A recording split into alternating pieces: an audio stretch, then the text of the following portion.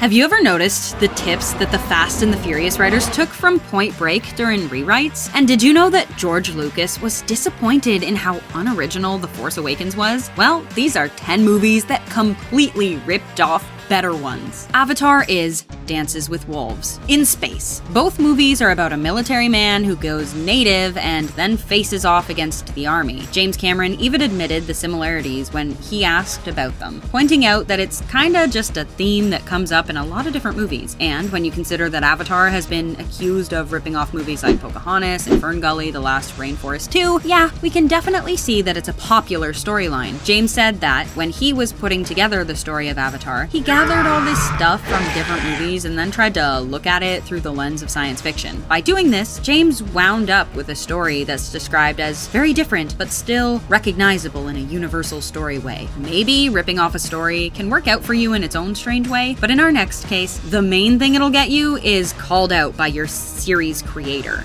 Wait, can two movies in the same franchise be considered a ripoff? Well, considering it's in the Star Wars franchise, we're especially saying it is. The plot to The Force Awakens is basically the exact same as the one from A New Hope. We're introduced to a core trio of heroes. We have a masked, shadowy bad guy, and the whole conflict hinges on what a droid knows. That isn't even to mention the landscapes, because Jakku looks a lot like Tatooine. George Lucas even expressed disappointment in how The Force Awakens turned out, saying there's nothing new. For George, it was always important that each movie visit a new world or visual landscape, but in The Force Awakens, there weren't enough visual or technical leaps forward. We were basically just left stuck with all these stories and images we've seen before, which gives us a little taste of how audiences feel when they pick up Ratatouille thinking that it's Ratatouille.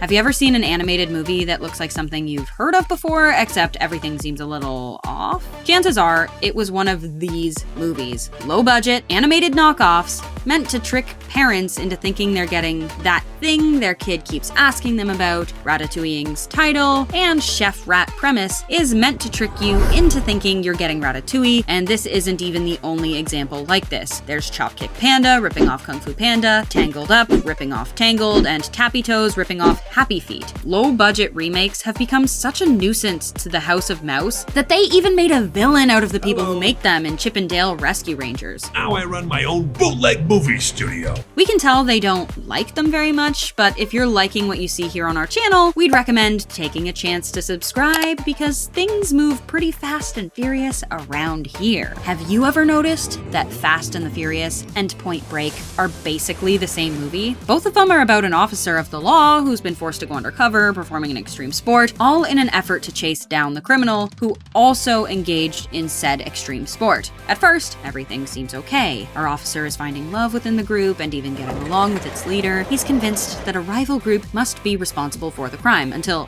it's his own gang who's responsible, forcing our officer to choose between duty and loyalty. In the end, he chooses the job, but lets the leader get away anyway. Fast and the Furious screenwriter Gary Scott Thompson admitted to taking influence from Point Break during rewrites, revealing that he was asked to give the movie more of a moral center after the Columbine event. This led Thompson to sort of do what they did in Point Break, meaning that they made Brian's character a cop. Still, this one has received less public scrutiny than the next one, which was even called out by Quentin Tarantino. So how horrified were you when you first heard of this premise? A dystopian future run by a corrupt government who forces teenagers to fight to the death until there's only one winner, all as a means to prevent a revolution. Now, am I describing the premise to Battle Royale or to The Hunger Games? Battle Royale technically came out first. It's based on a movie and manga from the year 2000, while The Hunger Games is based on a novel that came out in 2008. And yet, according to The Hunger Games author Suzanne Collins, she'd never even heard of Battle Royale, the movie or manga, until after she'd already turned her book in. But that hasn't stopped people from pointing out the similarities. Even famed director Quentin Tarantino felt the need to weigh in and claim that The Hunger Games just straight up ripped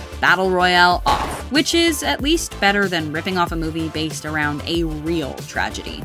Titanic has suffered a number of low-budget ripoffs in its day. There's the animated Legend of the Titanic, which for some reason features a rapping dog. Don't sweat it, forget it, enjoy the show! And the even stranger animated Titanic, The Legend Goes On. Both of these movies treat the tragedy of the Titanic with all the sensitivity of an old-fashioned Disney movie, and they're a bit surreal to watch. Outside of the realm of animated Titanic knockoffs, you also have the live-action Titanic 2. This one doesn't actually have anything to do with the James Cameron movie, and is only really named that to try and capitalize on people who thought they'd missed the release of the sequel to one of the highest grossing movies of all time. All three of these movies feature a love story set on a sinking ship, but whether or not that ship is the actual Titanic depends on the ripoff. So did you know that McDonald's made a movie in the late 80s? It's a movie called Mac and Me. From the very moment the movie's creator, R.J. Lewis, set out with the one thought of making the movie, he'd apparently thought it was time for another generation to have its E.T. Okay, maybe that idea could have promise, but who did he get for financial backing of the thing? Hi kids, it's me, Ronald McDonald. This led to moments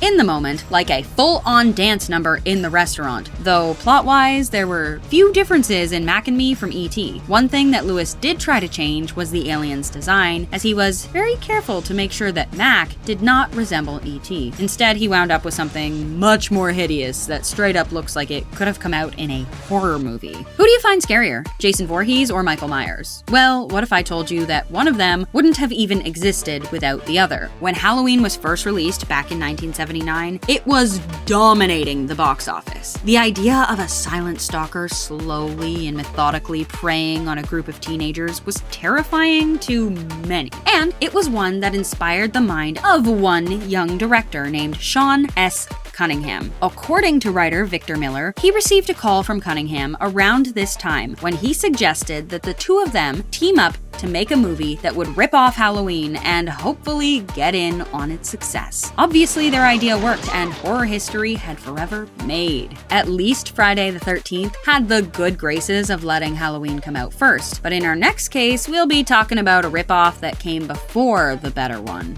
Our next two entries are real chicken and egg scenarios. Did Atlantic Rim rip off Pacific Rim, or is it the other way around? Technically, Atlantic Rim was released several weeks before Pacific Rim was, but considering how low budget it is compared to Guillermo del Toro's painstakingly crafted blockbuster, most people accept that Atlantic Rim was quickly put together to ride in on the coattails of a more successful movie. Both are about giant reptilian monsters fighting equally large robots.